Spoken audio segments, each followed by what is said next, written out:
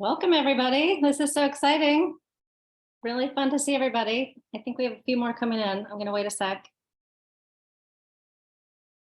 Thank you guys for joining us. It would be really nice to see everybody's picture. I'm talking to you, Rob Hansen, Jay Morantanen. Let's see it. Anyway, so good to see you guys. Thanks for coming. We're Class of 93 reunion committee has been hard at work. This is our first pre-reunion event, so we're excited to have Dan Lerner here with us. I just wanted to recognize the other committee members because I think most of them are here. We have Melissa Lord, Kevin Kropp, Rebecca Vasquez, Stacia McLean, who I think is coming later, and Elise Forkash. So hopefully you guys are all here. We are excited for this to be a warm-up to reunion, and we hope you guys are all going to join us in May. Before we get started with our featured guest, we just wanted to make a pitch to encourage you to come to reunion. It is in May, as usual. It's Memorial Day weekend, which I think is the May 26th. Registration for reunion is going to open on March 1st. So please register as soon as that comes out. On behalf of the reunion committee, I also wanted to ask you to consider making a gift to the Kenyon Fund in honor of the milestone of our 30th year. We have set a rather aggressive goal for ourselves, $115,000 as a class and 36% participation rate. So that's really a number we can really work towards. In fact, we're about halfway through the year and we are already at 16% participation. So to encourage you, the committee would like to challenge our class within the next 30 days to get 30 more donors to the Kenyon Fund. We're also going to match those gifts up to $2,500. So we would love it if you guys would participate, spread the word that that's our goal, and hopefully we can achieve our 35% participation. And just know that every gift is important. We love the big gifts, we love the little gifts. Each one makes a big difference to the students and the professors. So thank you for that. Let's see. All right, so I'm excited to see you guys all here. I can't wait to see you in May. I'm most excited to see Dan Lerner. This is such an honor to have him join us tonight. You guys probably all remember Dan from Kenyon. He was always really happy, but since then, he's literally become an expert in positive and performance psychology. So tonight he's going to share that expertise with us. We only have an hour tonight, and at the end, we will have some time for questions. But please know that you can find Dan by the beer truck in May. So if you have more questions, you can ask him then. So let's see, I want to tell you a little bit about Dan before we get started. All right, so Dan is currently a faculty member at NYU.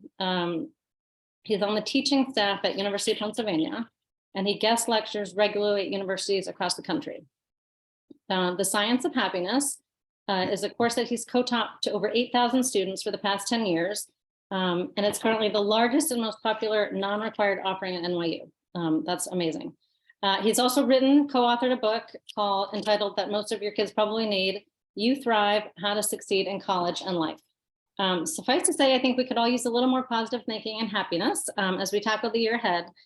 So I'm so glad to have Dan here, our author, speaker, consultant, and classmate. So I'll turn it over to Dan. Thank you, guys. Thank you so much, Rosie, and you, Chuck, and everyone. And I gotta tell you, it's amazing to be here. And then when you say it's an honor to have me here, I'm like, it's such an honor to be here. The fact that I graduated from Kenyon at all, still, there's something of a marvel there. So now I can share what I'm teaching with you is really wonderful and such a pleasure. And let me just say, it's so good to see all these faces. If you feel comfortable turning on your videos, please do. I had the pleasure seeing Anthony Brown's face not just a few days ago at a party, so that was a pleasure. And Anthony, you're looking great. Feel free to turn it on. Pete Horn, you are ageless, you big beautiful beast, you. And I gotta say, I mean, hey, Mark Sullivan, until a second ago, the fact you had your arms crossed skeptically, I was like, oh, it's Mark Sullivan. He's going to ask the toughest questions all night. It's just so wonderful to see. And there's Chris Anton now. So, what are you going to do? Abby Sidebottom and Kelly Land and Melissa Lord. This is so much fun. I was like jumping up and down earlier. Is PF Kluge here, by the way? Does anyone know? Let's just hope not, because that would trigger me into thinking about getting graded poorly. But tell him I say hello if you see him. So, right. We are going to talk about a couple of topics today, and let me jump in by asking some questions. right? I've been teaching this course for the last 10 years. I love to ask questions. And so I'm going to encourage you throughout the entire 45 minutes that I'm speaking to respond. I'm going to ask you some questions. I'd love to see hands. I'd love to see some answers in the chat. And also I'd love to see some questions that you have. As Rosie said, we're going to have about 15 minutes at the end to go through some Q&A. But if you have a burning question in the meantime, please throw it in the chat. And if I can get to it right away, if it's pertinent in the moment, I will definitely do so. If I don't see it, then we're going to be collecting them off to the side, and we'll put them up later in the Q&A. So don't hesitate to get involved. You're Kenyan folks. I know that you won't hesitate. So first question, super easy. One of the easiest questions anyone will ever ask you is who here is actually interested in the topic of success for yourselves, for your families, for your friends? Let's get to practice. Let's throw it in the chat if you are. Like, throw a hand in there or a yes in there or something in there if you're interested in success. I mean, the science of how you get there, the whole thing. I see some thumbs going up. I see some yups from Sue Corral, a yes from, what's up, Rebecca? Yes, Kevin, right there. So we have a fair amount of folks who are. Good. This is a good start. Let me ask one other question, which is probably the only other easier question I can think of. And that is, who here is interested in happiness? For yourselves, for your friends, for your families, for your communities. Melissa Lord with the big exclamation point, big smiley face, Kevin Kropp. I love it. Certainly, double yap, wonderful. Most of the time. Okay, that's good. I like that, at least. Thank you for the honesty. Right. So as Rosie mentioned, I've been teaching this course, The Science of Happiness, for the past decade. And I've been speaking on it for about as long to corporate folks and conferences and lots of different audiences. And the thing about the course and the thing about the talks is that people assume it's going to be kind of happyology. You're going to teach me how to be happy. That's what we're going to focus on. And yeah, happiness is important, but we also talk about other topics that pertain to happiness, positive relationships, the science of meaning, the science of passion, the science of purpose, the science of accomplishment, engagement, a choice. And we talk about the barriers, the obstacles. We talk about stress. We talk about anxiety. We talk about mental illness. We talk about depression, because it's important that we understand both sides. And when times get tough, like they have been for a lot of us recently, especially this last couple of years, it can be particularly challenging to know how to get more of what it is that we want and how to deal with what we want less of. So that's what we're going to talk about today. We're going to talk about not just happiness, but a richer concept of what it means to be happy and some of the things that might get in the way of your being happy. Because part of the issue with success and happiness is that they don't go together as often as we'd like, and they don't tend to go together the way that we anticipate. So let me share a quick story to illustrate those challenges. About 7 years ago, I was sitting in my living room here in New York City, right over there, because it's New York City, so that's the living room, this is the office, and it was a Saturday night, and I had really been looking forward to this Saturday night for months, frankly. Not just because I had been traveling or working really hard. A lot of us travel, a lot of us work really hard, but because my other half and I had been binge watching Breaking Bad, and we were down to the last 3 episodes, and it was like, finally, let's go.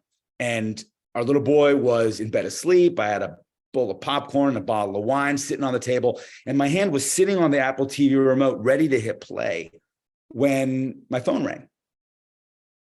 And I looked down, and it said no caller ID. Now, as we all know, if you get a phone call that says no caller ID, you let it go to voicemail, right? Unless, of course, you're single, which clearly I wasn't. And yet, for some reason, still, I reached over and I picked the phone up and said hello. And the voice on the other end of the line came shooting out like it would have been blown out of a cannon. It said, "Hi, you don't know me. My name's John Doe."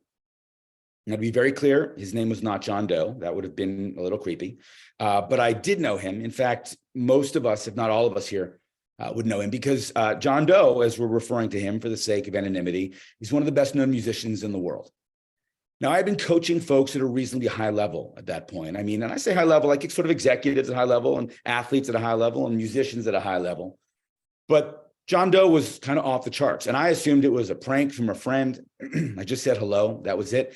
And he kept going like I hadn't said a word. He said, "Look, ever since I got into this business, I knew what success would look like for me. When I picked up my instrument, when I jammed with my buddies in the garage, when I got my first gig, I knew what success would be for me. When I got my first manager, I told them, this is where I need to go. When we were on the road, this is where I was shooting the whole time. And he said, the whole time I knew I would be successful when I finally played a solo performance at Carnegie Hall. And now it's happening. And I realized at this point that he is who he says he is. I recognize the voice. And I said, that's amazing. When's it happening? And he said, it's happening right now. And I looked at my watch and I was like, 9 o'clock on a Saturday. It's not Billy Joel, by the way. I said, are you calling me from intermission? He said, yeah, I just walked off stage after the first half and I walked right to my manager and I told him exactly what I told you. And then I told him that I'm miserable. I have worked hard for the last 20 years to get here. I've sacrificed so many things to get here. I've had my eyes on the prize for decades to get here. And I'm a miserable person. I'm a miserable parent. I'm a miserable partner. I don't even like playing music anymore. So where did I go wrong and what do I do next? And to be frank, what I said to him was, you get back on stage and you finish this performance and you and I will speak in the morning, which is what we did. Well, it wasn't the next morning, it was Monday morning because rock stars. But we talked on Monday. And while I'm going to share with you towards the end of the talk what we ended up discussing and what he ended up doing, I share this as a cautionary tale because it really is this story in a lot of ways of many people's lives. We're striving for something we think is going to help us be successful in life. And we assume it's going to come with happiness. And then it doesn't. So let's talk today a little bit about the misconceptions we have around happiness, why we are so bad at thinking about the future, what's going to bring us both success and happiness. And ultimately, what I really want to finish with today is what are the things you can do to raise your levels of happiness in life. Now, the first job that I took after Kenyon, I jumped in my car, drove to New York. I was working 3 days later. Oh, look at John Mannion just arrived. What's up, man? Everyone say hi, John Mannion. John Mannion. He gets special hello. John Mannion, new dad. The happiness question on that is debatable. The first job that I had when I moved from Kenyon with Jonathan Mannion, with whom I lived for 7 years, was as an agent for a large talent agency, first Columbia Artists, then ICM. Technically, I wasn't an agent. I was an assistant to an agent.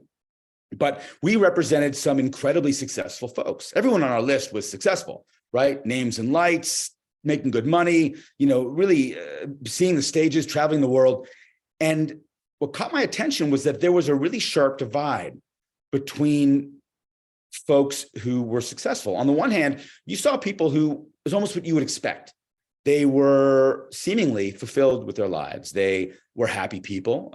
They had families that they would make time for. They had hobbies. They seemed to enjoy what they were doing. That's what I expected to find when I got here. But on the other side, I saw something very different. I saw folks who were just as successful, if not more successful, on stages around the world, making great money, name and lights, the whole thing. And they were miserable. They would call me at 2, 3 in the morning, say, I haven't seen my family in 6 months, or I don't have a family, or I hate what I'm doing. I don't even like playing music anymore. A lot like that call I got all those years later. And well, clearly there were folks in between. What really took me from this was what's happening? How can we be achieving the things that we've been striving for? Why are some people happy and why are so many people unhappy? So I left. I left the business and I went back to grad school. And I really went back with one principal question. And that question was this. It was, when do success and happiness coexist? So first I went to study performance psychology, which is, people think about into like sports psychology. How do we get really good at something? How do we excel? How do we deal with stress? How do we deal with performance pressures and anxieties? so we can perform at our peak. But that wasn't enough. That was the success part. I wanted to understand the other part. So I went back to school to study positive psychology, the science of positive emotion, the science of relationships, the science of purpose, the science of what we call the science of what makes life worth living. And what I started to see really quickly was that it wasn't just my singers. It wasn't just musicians who were having these challenges. It was folks in fields across the spectrum, right? And a lot of them were people that we are very, very familiar with, right? So we can think about people in fields such as, well, here, someone like Steve Jobs, right? I mean, this is a guy who is as successful as they get, built one of the greatest companies ever created, changed the way that we think, the way we look at the world, the way we interact. But was he a happy man? Right? And feel free to answer if you have an answer there. A lot of the arguments are that no, he was not a particularly happy person. Right? Now, successful, yes. Happy, questionable. But we can look at someone else who is in a similar industry, like Sir Richard Branson. Again, built an enormous company, an extraordinary company, Virgin Airlines, Virgin Mobile, Virgin Hotels, Virgin, you know it, right? And whatever it is, and seems to be a very fulfilled person, spends time with his family, says the reason I'm successful is because I make time for my family, I make time for things that are important to me, right? So we have two very different people, both successful. One, well, in question his happiness. The other one pretty clearly living a fulfilling life. Now, it doesn't have to be business, clearly, right? It can be the creative art pursuits as well. Look, I've been talking about Kanye for a long time, well before Kanye hit this very strange place he's in right now. And we have to factor in mental illness, clearly. But here's a guy who was, for a long time, considered to be enormously successful. Was he a happy man? Is he a happy man? That is up for debate. I don't even know if it's up for debate, right? Here's someone who was, I guess I like to say, as successful as he had, I would never wish his life upon my own child, right? And yet we can look at someone else in creative pursuits who had a very different life, right? The late, great Maya Angelou, one of the greatest figures in our country's history, right? And this is not someone who started with a silver spoon in their mouth. This is someone who was a child prostitute, child pimp, beaten, child drug dealer. And she would say, part of the reason why I am where I am is because of the wonderful people I've surrounded myself with, because of the meaningful work that I've done and what I've been able to do for others. Anyone here remember when she was a Kenyan, by the way? And throw it in the chat if you do, because I can't see all the images right now. She came to speak at Kenyan, and let's see.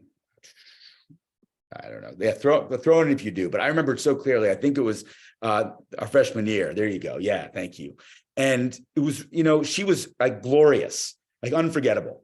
And I remember standing in the back because I couldn't get a seat because it was packed. And as she sort of floated by to the reception, to which none of us were invited to, yeah, exactly, in that glorious white dress, Melissa, she stopped, and I was standing with my back to the wall with my baseball cap pulled down really low, like most of the guys who were there. And she stopped and she looked at me and she plucked my hat off my head and she said, "Baby, you have a beautiful smile. You have to show it to the world because that's how things change." Right? That's how she lived her life. Very, very different way of going about things, right? And look, if you want to look at it from a very different way, we can look at it from sport, right? Y'all know who this is. Fortunately, you're not in my class and you're not 18, so you actually might know who this is. This is Bob Knight. He was the head coach of men's basketball, University of Indiana. He won a national championship. He was the head coach of the men's Olympic basketball team. And then he was fired after he was caught choking one of his own players on camera during practice. He wrote a book called The Power of Negative Thinking. Do you have any doubt about where his head was? He is known pretty well to not be a particularly nice guy and to not be a particularly happy guy. And yet we can contrast him with someone like this, the recently retired coach Mike Krzyzewski at Duke, 5 national championships, 3 Olympic gold medals, and a man who has always said, "I don't want my players stressed. That's not how they play best." He had his players each have basketball signed by the people to whom they were most grateful for getting them there, and carry that around throughout their semester. He gives back to his community, to his church, to nonprofits. He is known to be someone who raises the level of happiness and well-being around most of the people who he's around, right? Now, I'm curious, does anyone here know who Krzyzewski played for when he was in college? Little trivia question for basketball nerds. If you do, go ahead and throw it in the chat. Where's Bill Comar when you need him? There you go. Thank you, Kevin. Bob Knight at Army. And I bring this up because a lot of us think that we learn a certain way, we can't operate any other way than that. But it looks like the apple actually can fall far from the tree. And that's a really, really important idea here. Because for a lot of us, when we were getting into the business, people weren't necessarily nice. They didn't celebrate the idea that kindness might actually be important, that being happy might actually be helpful and productive. We're finding is that it is. Now, look, let's say, for example, that you are not looking to be head coach of men's basketball team somewhere, or to be an internationally renowned creative, right? Or entrepreneur. Let's look at some other folks we might relate to a bit more closely, right? And let's look at some of the data that emerged on people who we tend to think of as successful from a traditional perspective, right? What do you think? Could this be a real picture of a lawyer? What do you think? Any thoughts? Feel free to throw it in there if you can. It's always good to have the interaction. Well, I'll say this. You know that I got it from clip art, but it could be a real picture of a lawyer, right? Of course. Thank you, Pete. Because only lawyers would hold their money like Wild West gangsters. Okay, maybe folks in finance too. But lawyers actually make enough money to hold it that way. According to this poll from about 6 years ago, lawyers rank among white-collar professionals. They're the number one highest earners. But lawyers are number one in a number of different categories. They're number one in nicotine abuse. They're number one in alcohol abuse. And they're number one in depression. So we're number one, right? We look at this traditional measurement of success, and what we're seeing here is a correlation directly between what we think of as successful, as in income, and a lot of things that we don't necessarily want. By the way, I shared this with a group of about 600 lawyers at a conference a couple of years ago, and you could hear a pin drop in the room. And then from the silence, one guy in the back called out, does this explain why I'm such a beep? He didn't say beep. And I was like, sir, you might have been a beep anyway, but this could be adding to it, right? What we're seeing here is this idea that it doesn't necessarily correlate. Now, let's take lawyers up the table. I know we have some here, and my apologies. Could this be a real picture of a doctor? Well, again, it could be. And it could be because doctors have 187,876 reasons to be happy, according to a poll of 20,000 doctors in North America, in the States in 2014. But are they? And I think you know where I'm going to go with this based on where I'm already going. Fact is, they're not. If you ask them if they would have chosen the same career, 40% would have chosen a different career. If you ask them if they'd recommend the career, about 60% would not recommend the career. And when you ask them about positive morale, about 6% of them have positive morale majority of the time. This is kind of a painful stat, right? Especially for any of you who might have kids going to med school. But this is what we're seeing. And again, we see a traditional measurement of success with income, but we're not seeing a correlation with things like well-being, right? Now, don't worry for those of you on here, because there are happy lawyers and there are happy doctors, and we're going to talk about that in a moment. But let's take another one. Let's take a look at another group that we know quite well, especially if we have kids. By the way, how many people do have kids here? You can just go ahead and raise your hands real quick. Like, there are a fair amount of folks. All right, perfect, good. So could this be a real picture of college students? What do you think? Now, when I ask this of audiences, they're like, yeah, sure, absolutely. And I'm like, here's the thing. Sometimes they'll go, no, because they're reading books and their clothes are clean and pressed. Yeah, I think that was us at Kenyon. But today, it's questionable. When I put this slide up in front of my students, all 500 of them, like in chorus, they start to laugh and they go, no. And I'm like, why couldn't it be a picture of real college students? And they go, they're too happy. Well, we were happy at Kenyon, at least a lot of us were. But it turns out that my students are right. If you look at a poll of 18,000 college students from 2014, you find out that about 90% of them feel overwhelming stress each and every year on campus. Now, just real quick, if you could do it in the camera, who here's been stressed out in the last month at some point? Right, like most hands are going up, right? It's natural. And so we think, all right, suck it up, get used to it. What's wrong with kids these days?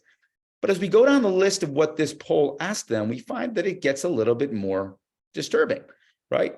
Almost 60% of them felt very sad each and every year on campus.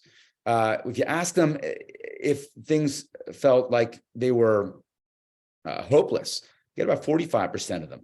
And if you ask them if they were too depressed to function, you find about 31.3. That's a pretty scary number, right? Now, this is 2014. If you jump to the same poll in 2019, stress is pretty consistent. Feeling very sad is up at 72.3.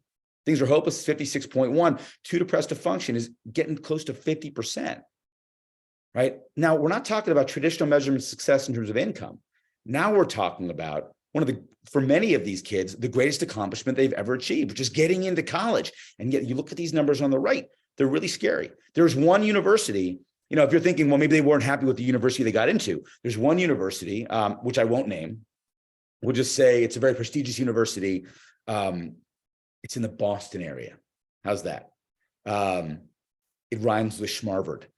That last number of a too depressed to function goes up to 80%. So it's not like it correlates with a school that they weren't happy with. These are kids who are striving clearly, and this is an issue.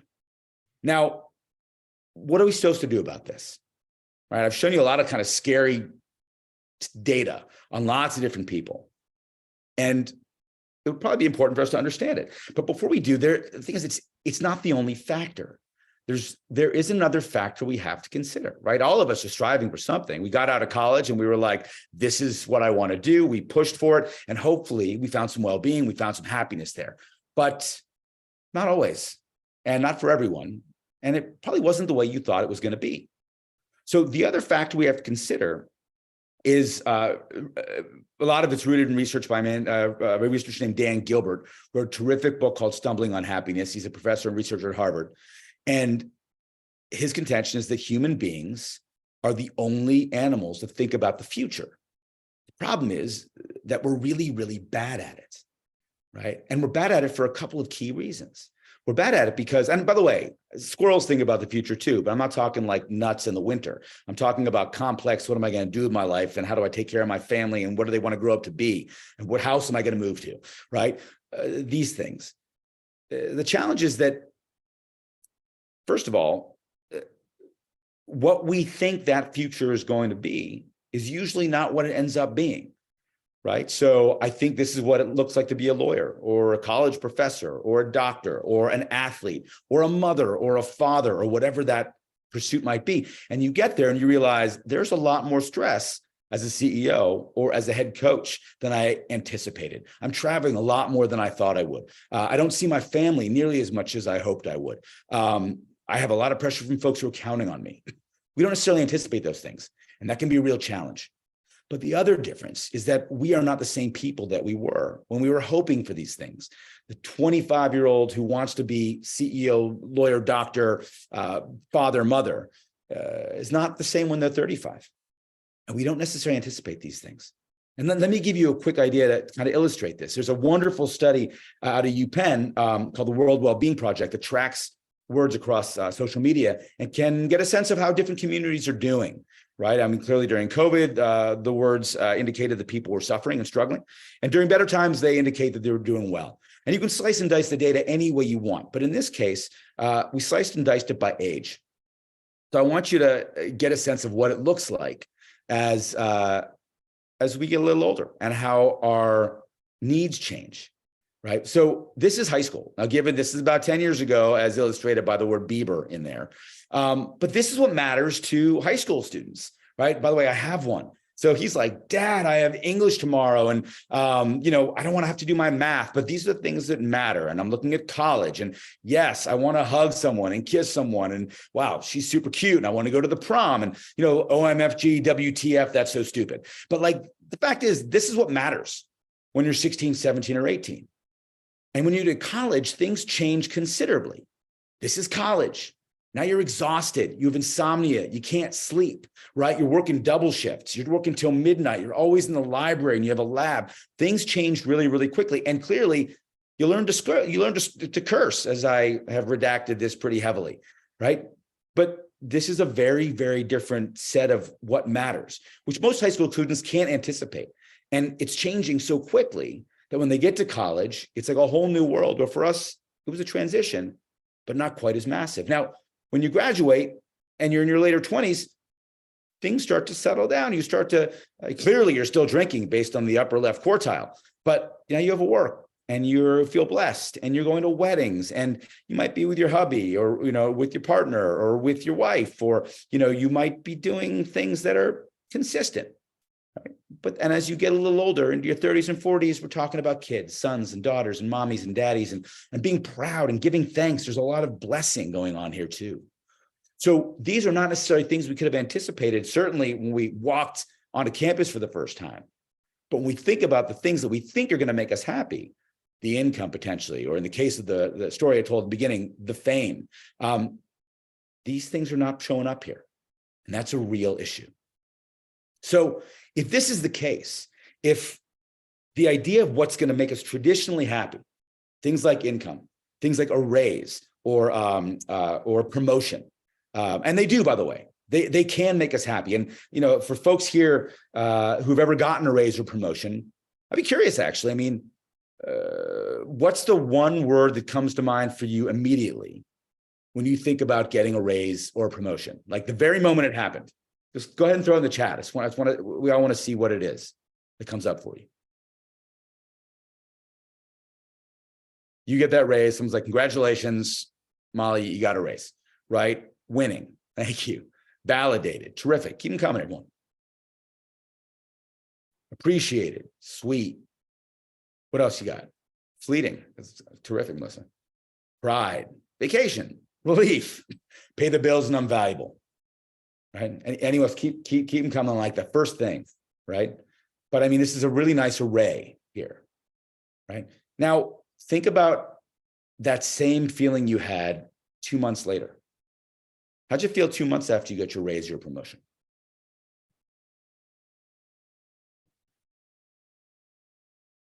What's next? There you go. Back to the grind. What's next? More money, bigger bills. That's it. So these things can bring us a sense of happiness for sure, for the short term, but they don't tend to last. So traditional measurements of success are not necessarily correlated with happiness. And whether it's the money, the raise, the promotion, you think about the new car too. I got a new car. I'm the coolest kid in the block for like 2 months. And you see the new model drive by and you're like, what's that? Right? They don't necessarily work. What does? What is it that's going to be able to make us happy in life? And for that, let's look at some of the people we already talked about, the lawyers, the doctors, the students, and other folks. When we look at research on lawyers, it's not the ones who are making the most money, who are most fulfilled in life. It's actually the ones who say that they have a connection to something larger than themselves, that they feel like the clients they represent are doing something important for the world, like they are helping the world, like they're helping make the world a better place. Those tend to be the lawyers who are not necessarily the happiest, but are the most fulfilled. And what we're talking about there is meaning, as we define it, a connection to something larger than myself. When we look at the doctors in that same study of those 20,000 doctors from 2014, it's not the ones who are making the most money who are the most fulfilled. It's the ones who say they spend on average about 3 to 5 additional minutes with each of their patients that say that they're fulfilled. And now we're talking about relationships. It doesn't necessarily mean that they're the happiest, but they say that they are the ones who are thriving the most. If we look at college students, it's very similar. The greatest predictor that a college student is going to finish their first year and that they're going to graduate is the quality of their relationships, right? If you look at predictors of talent retention for an overwhelming majority of businesses, a much greater predictor than happiness is engagement.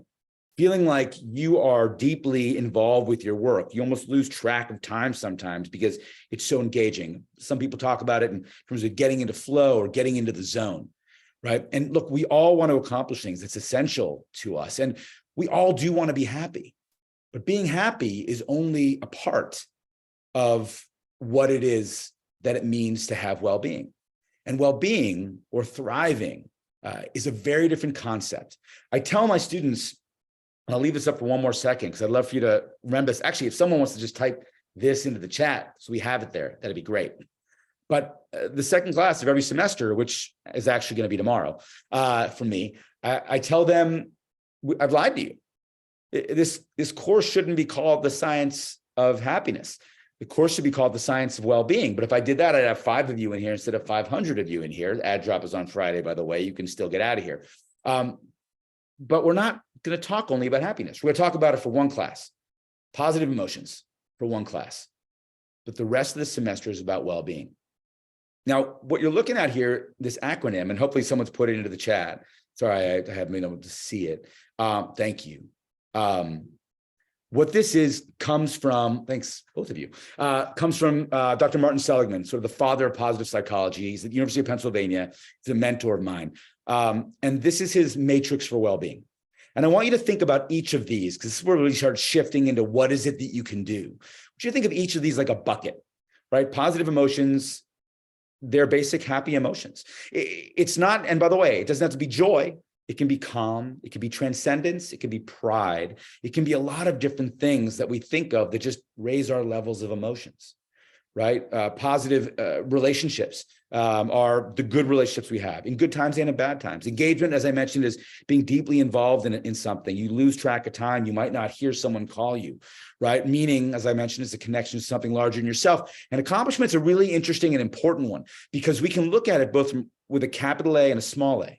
The capital A are some of the things we saw before. I get a raise. I get into college. I get a new car. I meet an amazing person, right? Who's going to be a great friend or maybe a life partner. And for us, that's huge, but those things are not going to happen every day. So we can also look at accomplishment with a small a. What did I set out to do today? I set out to get the laundry done. I set out to have dinner with my family. I set out to have good meetings this afternoon. And if I know that I've gotten those things done, those matter as well. So when you think about these like buckets, the idea is that they don't all have to be overflowing. That's impossible. That's probably mania. But we have to have at least a drop in each one.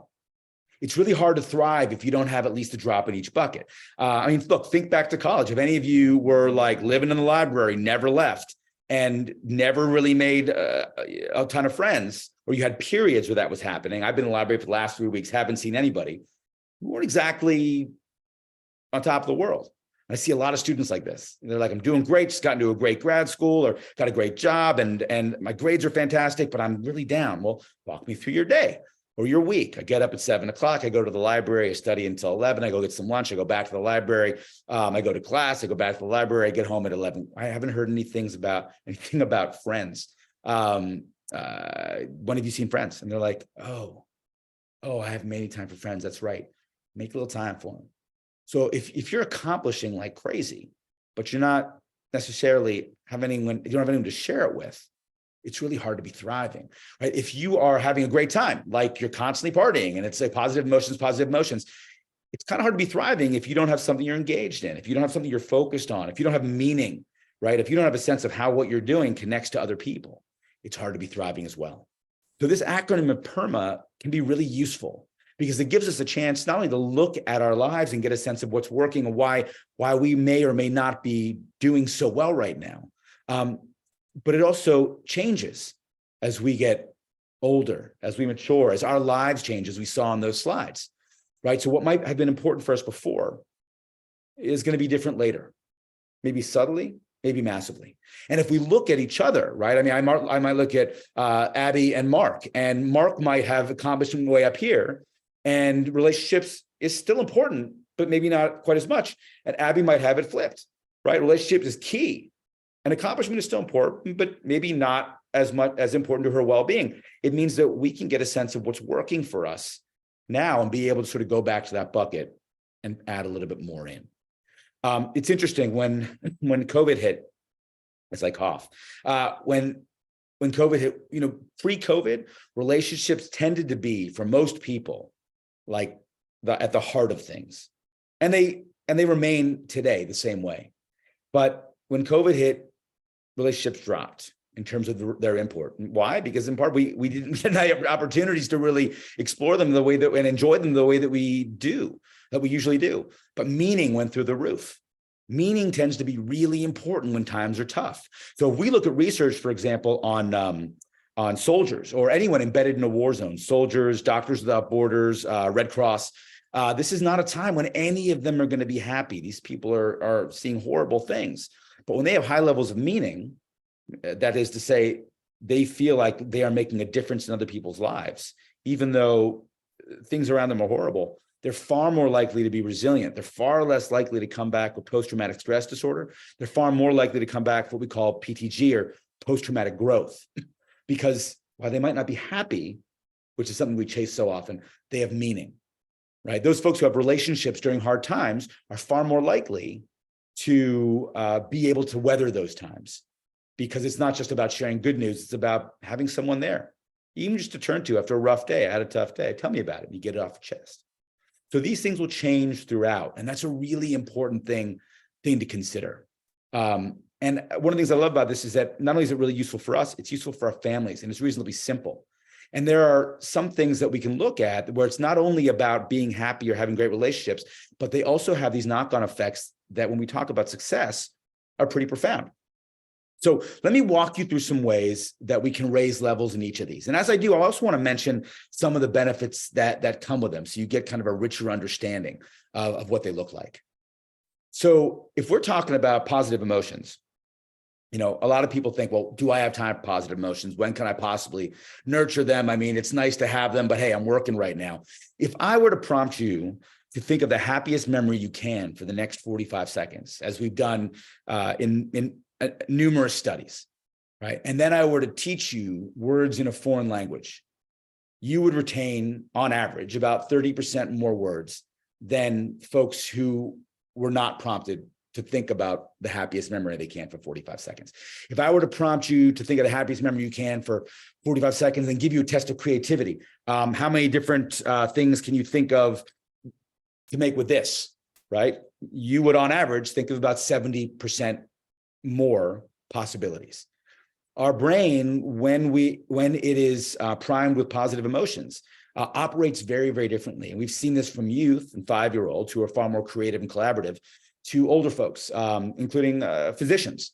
We prime them, they're about 20% more, they're just as accurate as non-prime peers, but about 20% quicker in their diagnoses. So our brains work very differently that way. And if you want to think about how to do this, whether it's for productivity or simply for your well-being, this is, it's kind of a classic oldie but goodie kind of thing. But a gratitude journal is one of the most evidence-based ways we know to raise levels of positive emotion. What's a gratitude journal? By the way, has anyone here kept a gratitude journal? Just a hands up if you have. I got a hand there. I got a hand there. I got a couple. All right, good. So then some folks have done it, right? So what we see in gratitude journals are basic. Every night before you go to sleep, you write down 3 things that you are grateful for and why. Super easy, right? You just go ahead and write down 3 things and why. 1 sentence each. I'm grateful for my dogs. When I got home today, after a rough day, I could go out for a walk in the woods with them, and that was it, right? I'm grateful for my colleague because I was really struggling on this project, and today they came in and really helped me out, period. And it's not that we are raising our levels in the moment so much as we're rewiring our brain. For a lot of folks, this is really hard. When I did it was one of the things I did with the fellow I talked about before. And he was so down, this guy from Carnegie Hall, that he said he paced in front of his door before he went home to do the gratitude work. He didn't want to keep a journal. He said, I don't like to write things down. He was a very extroverted guy. So we decided he would, first thing when he walked in from his day is to go to his wife and tell her 3 things he was grateful for from the day. And he couldn't think of anything, right? And finally he'd think of things, and he'd come in and he'd share them with her, and then he could go off and complain, right? It was really hard, but the next day was 10 minutes, and the day after that was 5 minutes. And towards the end of the month, he said it was a lot easier. He was rewiring his brain to see things throughout the day that we usually don't put any weight into. We might see someone help someone else in the street, but we go, that's nice, and we keep walking and we forget about it. Someone hold the door for us, that's nice, but we forget about it. When we start to think about all the things we're grateful for, and we know we have to write something that night, we realize there aren't 3 things. There are 30 things, or 60 things, or 300 things. So we're rewiring to see the world in a very different way. And over the course of about 30 days, we have much higher levels of positive emotion. Now, if that is not your thing, and by the way, what I should say as well is a caveat here. The one thing I can guarantee today is that not everything that I'm going to share with you on this page is going to work, because it's science and not everything works, right? And you're human beings and you're individuals, and they're not all going to work for you. If I said everything's going to work here, I'd be self-helping you. But you're going to find things here that may work. And for you, if it's 3 things in the gratitude journal, great. If it's 2, great. If it's 2 sentences instead of 1 for gratitude, do it, right? If it's not a gratitude journal, but it's a confidence journal, what was I confident about today? Use that, right? I think these are things that are meant to be molded to us. So here's another one. I don't know if we have folks who meditate here, but to just breathe. Now, when I say just breathe, I should probably rephrase that, because hopefully we are all doing that right now. But to take focused, deep belly breaths in and out twice a day for 3 minutes. Very similar outcome to meditation. We've seen GRE scores go up about 60 points after 2 weeks of this exercise. So we can be more productive, but we also see people dealing with stress and anxiety in a very different way. Now, again, not for everybody. We know, for example, the folks who are dealing with severe depression, meditation can often be harmful.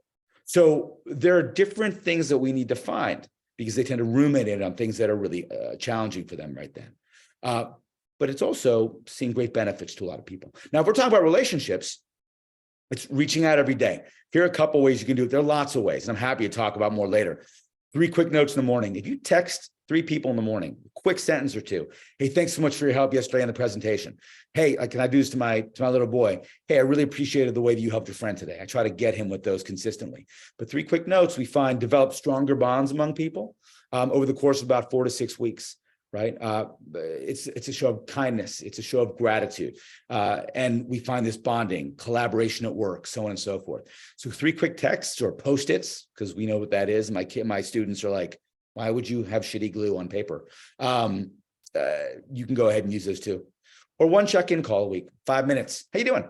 Doesn't have to be a, hey, how you doing? Are you okay? But just how you doing? It means that people know that that they're cared for. And that if they need someone, they might have to say anything that day, but week 6, they might go, actually, I'm having a tough day. So being able just to reach out can be really, really helpful. And finally, asking for help. And this comes both at home, but really at work. We find that when people ask for help when they're in the workplace, not only do they tend to have overall better experiences and form far better relationships, but we've looked at oil rig workers, firefighters. The research looks at ER workers, fewer injuries, higher levels of work, more collaboration, better overall well-being. Right? If we're talking about engagement, and this is that great idea of like being deeply rooted in what it is that you love. I'm going to give you a website here. I'm not affiliated at all, and you can get a free assessment. These are character strengths, and character strengths, they're not strengths, they're not skills. Character strengths are things such as bravery or love or kindness or gratitude or justice or wisdom or humor. And we find that we can apply them to almost every workplace. We find that when people use them in the workplace, they're about 72% more likely to be engaged in their work. Where they don't, they have about a 9% chance of being engaged at work. And that can be something like bravery, being asking the tough question. And if you have kids, if their strength is bravery, it could be asking a tough question. If their strength is curiosity, you encourage them to look into more things and just get to know more stuff. But if your strength is love of learning, I've found with my clients that when they ask the folks they're working for and with for assignments that would require them to learn new things, they get far more engaged. So how can you put these to use? It also happens to be the number one way we know to raise levels of well-being, to use them in a new way every day. My number one is appreciation of beauty and mastery. So, if I don't read an amazing poem or look at a beautiful sunset or watch an amazing athlete, I get to do it in class because I have all these students and I'm like, they're amazing. And it totally gets me amped up. Like your energy goes up. There's a whole different sense of well-being. Being able to put them to use either at work or at home is remarkable. And finally, meaning. Now, this comes from a study from my colleagues at Penn, Adam Grant. And he asked the question, how does the work that I do help make the world a better place or help other people? And this has profound implications when we look at productivity. So Grant brought in the recipients of scholarship funds to a fundraising department at a university to say something like, thanks to you, I was able to go to this school, and then I went to med school, and now I'm a Doctors Without Borders saving lives. Productivity calls went up about 175% over the course of the next month, and fundraising went up more than that. So it's a really interesting way to get more productive, but even more so, it's a real path to resilience. And it's one of those things when if you're not necessarily happy at work, meaning can have a really remarkable effect. We find that folks who have high levels of meaning at work, it can trump the question of positive emotion. Not only do we work harder, but we enjoy it more. Not only do we work in a way that's richer, but we find it more valuable. So it doesn't just have to be happiness. It can be relationships and engagement and meaning as well. And by the way, when it comes to accomplishments, I go with the journal kind of thing often, which is get up in the morning. What are 3 things I set out to do today? Laundry, dinner with my family, have a good meeting. End of the day, check, check, check. Done, right? So we asked a question at the very beginning. And that question was this: it was, when do success and happiness coexist? And I think it's important that we answer it before we get to Q&A. And I would suggest that the answer looks something like this, that it really depends on how you define success. If you define success as the income, as the promotion, as the raise, as the house, as the car, as the traditional measurements, it's going to be really hard to find that kind of happiness if it's solely that. But when we realize that positive emotions and the relationships we have, the meaning that we find in our lives, the engagement we have, whether it's at work or away from work, what it is that we're getting done, even on a small scale, when those things are part of our everyday life, we kind of redefine success. And we realize that time with our families and what we are being able to help the world with makes such a big difference that it can be transformational, and that we might actually be able to thrive at times in life when we wouldn't expect, and that we might be able to help a lot of folks around us do the same thing. So, I want to put one last thing up on the screen and just take a screenshot of it if you'd like, just because, we're going to go to Q&A, but I want to make sure people know how to reach me. Like, if you want to drop me an email, if you don't have a question you want to ask right now, some people think of them later, some people just don't feel comfortable asking them now, please do hit me up. I would love to catch up with folks, whether it's email, text, or I'm taking a walk with my dogs and let's jump on a call and let's sort of dig in. I'd love to do that. But with that, I just want to say thank you for staying on with me and listening and being here today. And it's like so wonderful to see all these faces. It's like the coolest thing. And I can't wait for reunion to actually see, hopefully all of you there. So, all right, everybody. With that, who has questions? You're welcome, Rebecca. Thank you, Kelly. And I know some of you have to go, by the way. No offense taken. You have families and lives and things like that. You're welcome, Chris. What's up, man? Emily, you're welcome. Schools are doing exponentially more for students today than in our day in terms of support. Is that inadvertently harming students and their ability to thrive? Is that just necessary in this day and age? It's a great question. I guess what I would say is that they are doing more, but they're not doing enough. So I hear, I know they're well-being centers. They provide free therapy. They provide support when they are coming into orientation. But I also know that from a lot of students I spoke to, lots of different schools, I can't get an appointment with a therapist for a month because it's so backed up. So their well-being support is not enough. I will tell you that my students, a huge number of my students and students from other universities have said that they wish that our course could be mandatory or should be mandatory for all incoming students, because so many students are suffering with all this.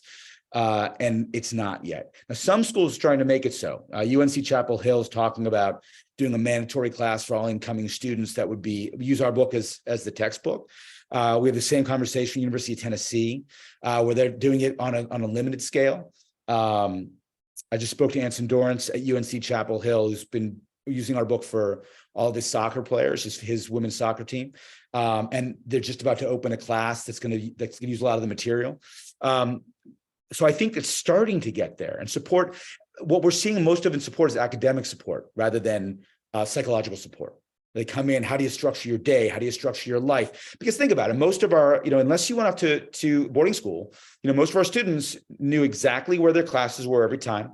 They knew probably where they're going to have breakfast and dinner, which is probably with you. They knew where they would be, where they could find comfort from parents and family, right? They knew what their routines were.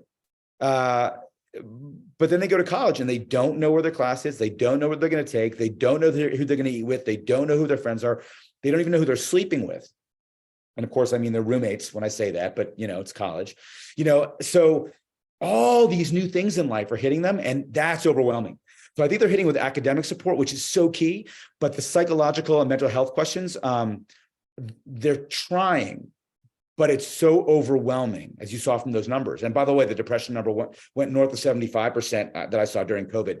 And fortunately, it's coming back down, that they need a lot more there. So let's see. Oh, congratulations, Mark. That's amazing, man. I hope was kid number. Does that mean NYU or would that be NYC? She's gonna be at NYU. Yeah. Oh, excellent. Is she coming in as a first year? I think she's actually going to be in Florence. There's a campus in Florence, so maybe you'll see her as a sophomore. Nice. Oh, please tell her to come say hi. If she needs anything at all, she's welcome to take the class or just sit in a few classes, or if she just needs someone to help navigate, please tell her. Will do, Dan. Yeah, awesome. That's excellent. Congratulations. Let's see. Jody Young, Llewellyn. Oh my gosh, it's so good to see that name. Let's see. Yes, please take me up on that follow-up question. That would be amazing. And I want to see you, please.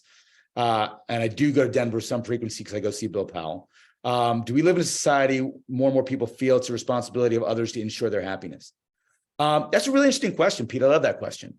I think that the way that we think about happiness has actually changed considerably. And one of the big challenges, if I'm hearing you correctly, that I think that it's someone else's responsibility to make me happy.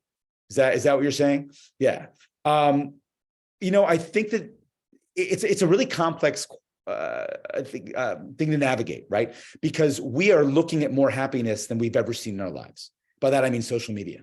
If you get on Instagram or if you get on any sort of social media outlet, I try to avoid them, and I'll share why in a second. What are you paging through? You're paging through they're happy, they're on vacation, they're happy, oh, they're successful, they're really good looking, they're flying somewhere cool, right? Very few people are like, oh, my kid just threw up on me, and oh, my kid failed a test, and I lost a job, and I'm depressed today, right? So what we're being exposed to is this constant barrage of everyone's happier than we are. And that's a real challenge, right? Because we're like, am I the unhappiest person in the world, right? That's the problem. And so it's presented as, well, this must be an easy thing. And we're told it's an easy thing. Self-help tells it's an easy thing. I could tell, I have a couple self-help books back there. I just going to read them just because I find them fascinating. But it's like the basic self-help book will say, this book will give you 7 steps that will make everybody who reads it happy. Which means if you read it, and it's going to work for some people, by the way, not 100% of the people. But if you read it and it doesn't make you happy, there must be a problem with you, right? Because you're the failure, as opposed to realizing, well, maybe this isn't my way.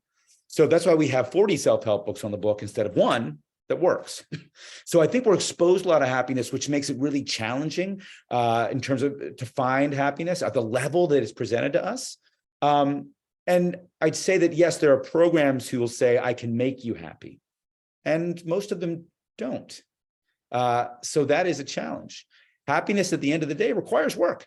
It always has. If you look back to the Greek philosophers, they're like, you have to work at it. You have to do certain things to get you have to earn it, right? Aristotle would talk about character strengths are essential for happiness, but you got to practice them every day. Aristotle said, you want to be good at something, but that requires working at it every day. Excellence is an essential part of arete or thriving. So we got to work. And yeah, I think we might be getting a little lazy because we're told you can do it real fast and it's going to work for everyone. And that can be a challenge, right? Let's see. Fake it till you make it. Great question, Kathleen. So fake it till you make it can be useful sometimes. It depends. as most answers in science do. You put a smile on your face and you're going to get there, right? But for folks who are moderately depressed or severely depressed, it can actually be worse, right? So being optimistic and pushing optimism on yourself can be good. But if you're naturally a pessimist, it can be bad. So we look at research out of Nancy Roram and Cantor from Rutgers and Harvard, did a study on optimists and pessimists. And they found that when optimists listen to tapes that say, you're going to do great, you're going to do great, they actually do better on tests, both academic and tests of skill. But when pessimists listen to those same tapes, they do worse, right? Because for pessimists, and clearly no one is always an optimist or always a pessimist, but there's something called defensive pessimism. For some folks, they have to tell themselves, I'm not going to do as well on this test. And what does that do? It helps them study harder. When we look at people who are overly optimistic, especially college students, but we can look at all walks of life. College students whose levels of optimism are too high tend to get lower GPAs. Why? Because I don't need to study for this. I'm going to get it. It's no problem. I got it. It's no big deal. And they don't study for it. I don't need to prepare for this. I'm going to be fine, right? Optimism is good. I can do well. I know I can do well, but also a level of, I might want to learn from my last C and see what I can do better on this as well. So simply living with a smile on your face all the time can be really detrimental. You got to see what's not going well. You got to prepare for things that might not go well. Overwhelmingly, optimists tend to have more enjoyable lives. But again, being overly optimistic means they're less cautious. They won't get the flu shot. I won't even bring up the vax thing, but they're far less likely to be cautious about things. If you find the right balance, then that makes a big difference, right? Let's see. I would love to connect with you too in Philly. I know it's direct message, so please hit me up on email. Any research on hours work versus well-being? At what rate do we hit diminishing returns? At least that's a great question. So again, let me just say it depends. So, one of the challenges I have with the way science is presented is that it's presented as like a fait accompli, right? So I'll give you an example, and it pertains to work, but not exactly this. If you read headlines on remote work, most of them will say remote workers are happier. Hybrid work makes people happier. If you look at the data, and I was just working on an article on this. If you look at the data, about 75%, roughly, of folks have higher levels of well-being when they have some levels of hybrid work, right? Not fully remote, but some levels of hybrid work. And that's great. But my question is about 25% who aren't, right? So I always think it's important to look at both of them. We know that about 60% of people who who have hybrid work are also in better physical condition than they have been, but 40% aren't. And I want to know both sides. So before I get into that question about research on hours work versus well-being, there's definitely research on that, and and there's research that I think research is always a conversation. So we're finding that for a lot of folks, 4 days is pretty good, right? I'm not talking hours, I'm talking days here, providing that works for them, right? So there's this, the idea of not being in the office, for example, as much has actually turned out to be quite good for many people. If they have families, if they move during COVID. For folks who are more introverted, they tend to be doing better when they are doing remote work as well. But if you're an extrovert and you thrive working around other people, you're not doing quite as well. So for someone like myself who really thrives on collaboration, and I prefer to do it in person, the hours that I work with other people are going to matter. And it also depends on how engaging you find your work, what else you have in life. If you have nothing but work and friends, as we all know, it's very different than having a family. And all of a sudden you have different responsibilities. So yeah, there's research on hours worked versus well-being. There tends to be a diminishing return, from my memory, in the high 30s, low 40s. But again, it depends on the individual. We know that when it comes to income, there's definitely a diminishing return. And that hit in 2012. There was research from Princeton, Daniel Kahneman, won a Nobel Prize for it, that said once you hit about $75,000, on average, clearly not in New York, by the way, but on average, once you hit $75,000, it begins to plateau. We know that's changed. And there was a study about 1.6 billion people by Ed Diener about 3 years ago. And we find it's about $110,000, at which point it starts to plateau. And for a long time it was, and then it plateaus, done. It just hits that plateau. It never goes up again. And now we know that's not true, right? We know that there is a steady, slow, but steady. It's just severely. And the question is, after a certain amount of time worked, what are you missing out on? Are you not seeing your family? Are you not seeing your friends? Are you not pursuing hobbies? Are you not doing other things that are important to you? Are you not taking care of yourself physically? Are you not sleeping enough? That's part of why it starts to plateau. But then we're talking about income as opposed to hours. But there's plenty of data. I'm so happy to send it to you also. Let's see. Parking ticket. Okay. Oh, Tom, man. Hey, Tom, what's up? How do you deal with infuriating BS, getting sour and letting that kind of thing ruin our day? So it's a great question, and it's pertinent probably for all of us.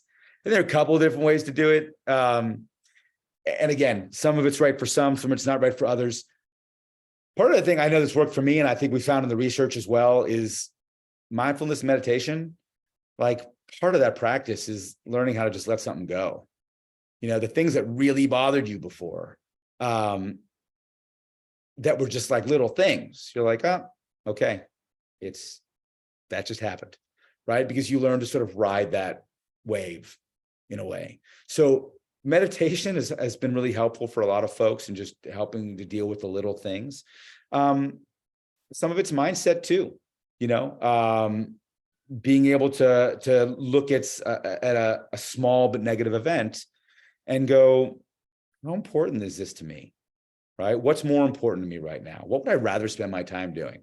Like, it's either this or focus on my kid over here, right? It's either this or have a nice conversation with a friend, right? So being able to think about subjectively where it stands in your life is part of it. But honestly, I would start with that idea of mindfulness.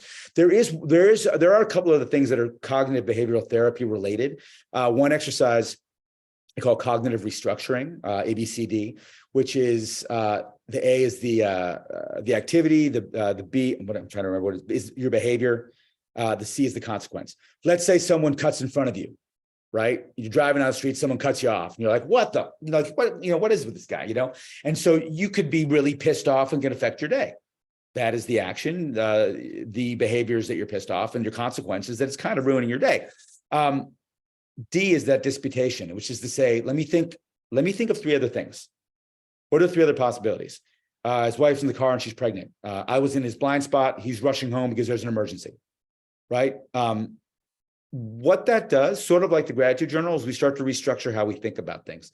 So the next time someone does something small and stupid, you go, okay, what are three other possibilities?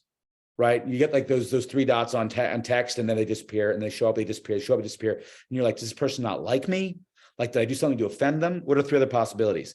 Their phone died, their kids called, they got a phone call, they ran into someone on the street they know, they're just trying to answer thoughtfully. All of a sudden, these three things are a lot better. And we find is over time, being able to find three replacements for what we're thinking, right, becomes a habit. Right? We start to filter and look at the world like that. And again, it changes the way that we experience the world. So that might be, either meditation is sort of a passive way, but also, I shouldn't say passive, it's a very active thing. But if meditation is not your thing, try that ABCD cognitive restructuring idea. And it becomes practice. It's also a great thing to practice with your kids too. When they're pissed off about something, they're like, give me three other possibilities. What else could it be? Okay. All right. Okay, good. Now look, that person might've been an asshole, cut you off, but frankly, it could have been those other things too. And that you see it becoming habit with them. That's always a fun exercise to take with them too. So let's see. Relationship between money and happiness. Karen, hopefully I touched on that a second ago, which with the 75,000 in 2012 with the Nobel Prize. And then a few years ago with the Diener study on, it was actually really interesting because globally, when you look at money, first of all, there are two different numbers that are different. One number that satiates our negative emotions, and the other number satiates that peaks are positive. right? And they're always different numbers. So I can't remember exactly. I think in this country, it was like $100,000. After we get that, our positive emotions start to plateau. And it was like $105,000. Our negative emotions start to plateau. So the relationship is that we need to make enough. The basic concept is we need a roof over our head. We need to be able to put food on our table. We need to be in a place where we're safe, feel secure. We need to be able to provide the basics for our family, send our kids to a school that we're happy with, and take a little vacation.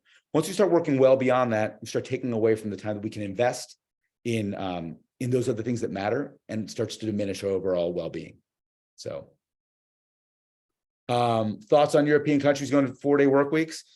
The research is showing that it's looking pretty good. Now that being said, I never generalize. Jamie Rantanen, you ask the best questions, and you wear the best glasses. No offense, Mark. Pete.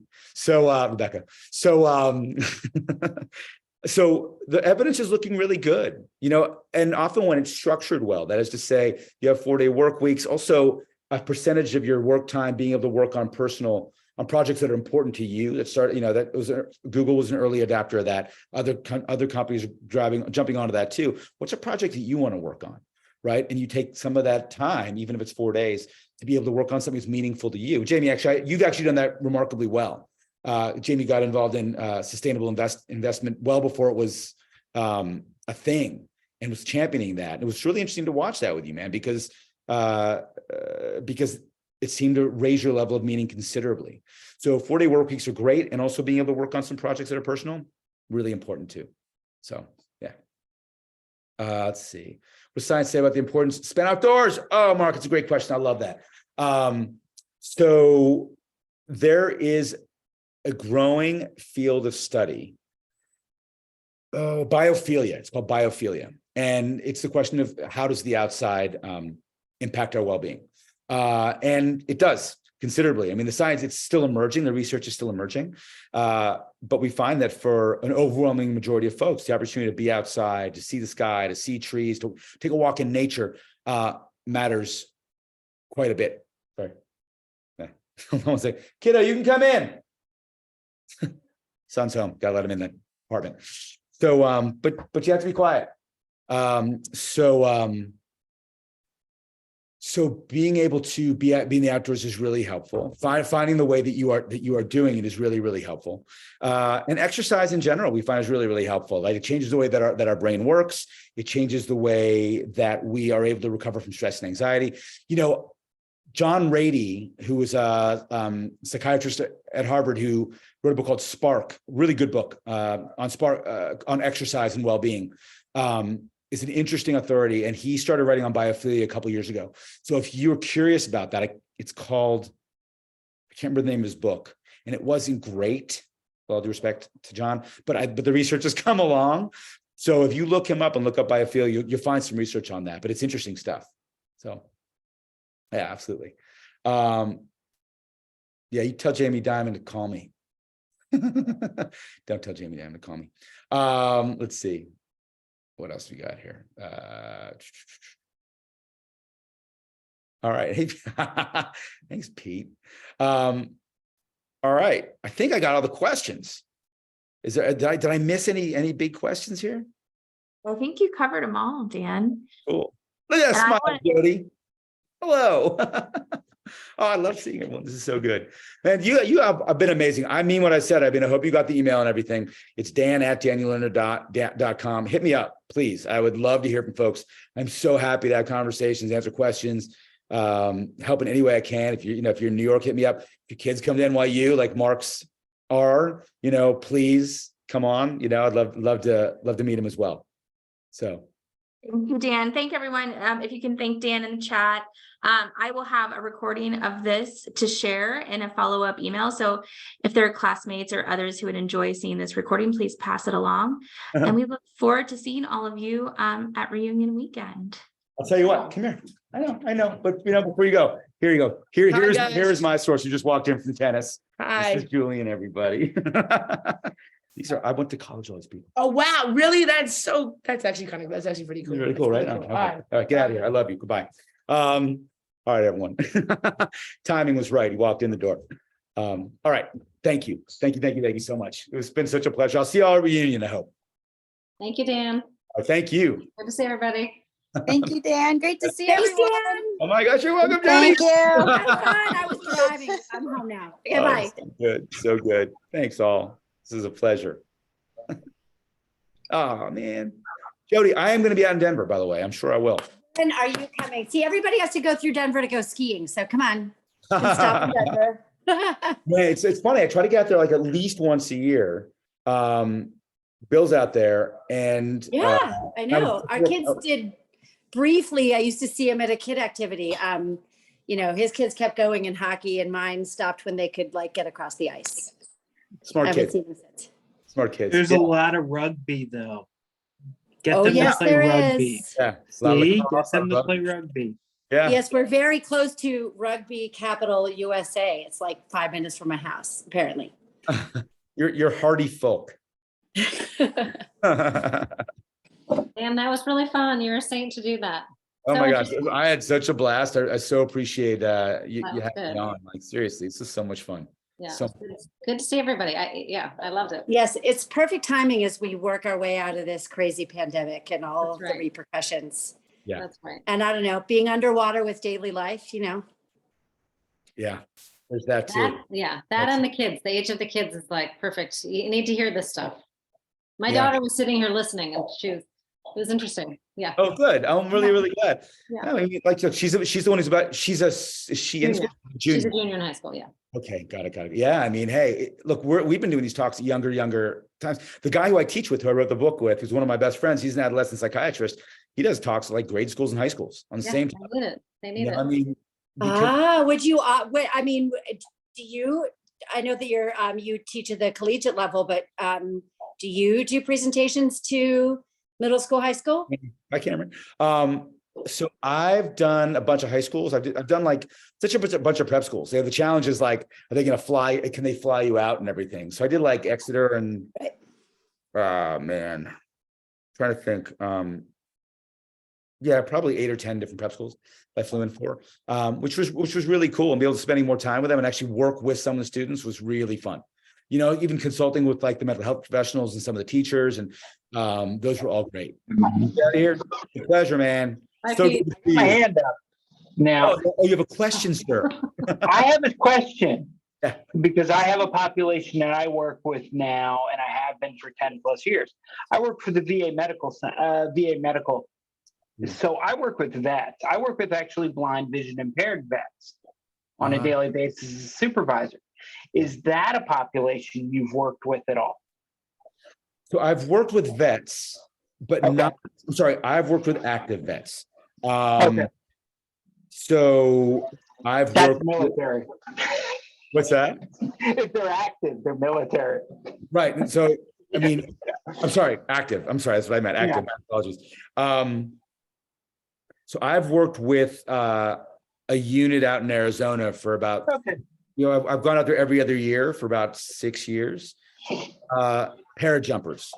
And Okay. part of the reason they called me out there was, for a number of reasons, but they have one of the highest mortality rates of units in the military. And it's really interesting because they have an annual conference. It's one of the few conferences, maybe actually the only conference I've been to, one of very few, where they bring their partners and their kids. And so, because look, when they go off and they're embedded, they don't see their partners for months and months and months. And so their kids are never there for the talks. They go off and play and do their thing, but to be able to speak to them and their partners has been, honestly, it's been the most meaningful engagements I have. I think it's an interesting one because it really starts to hit on one of the big initiatives that we have nationally with at least my care stuff and everything is, wellness basically in general. And I mean, the happiness one just hits it. It's something to talk to. Yeah. Get the kids who actually get on camera. My kids are run from it. That's cool. But I think I mean, what you're doing, Dan, your presentation's fabulous, and how you present. I mean, even Kevin almost smiled a few times. So yeah. I don't think that was a smile. I think he had gas, but it's okay. It's okay. No, I think you're asking a great question, Pete. And I think there is a whole program at Penn. It's called the MRT program, Military Resilience Training.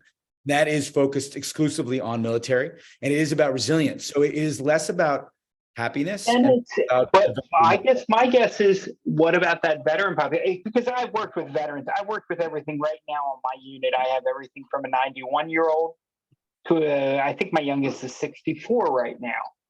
Wow. So the life experiences and stuff. And I just think also too, hitting on, like, I've got 1 or 2 guys right now on my unit who the anger and the disappointment, kind of where they're at. You know, you talk about gratitude, things like that. I think there's some real skills there that can help them. I think what you're bringing up is really important. That is to say that, one of the key things, and I should have mentioned this today during the talk, there was so much to cover, is, a lot of these things, positive emotions, positive relationships, those things, they're really important. But for a lot of folks, they're not accessible until you deal with the challenges.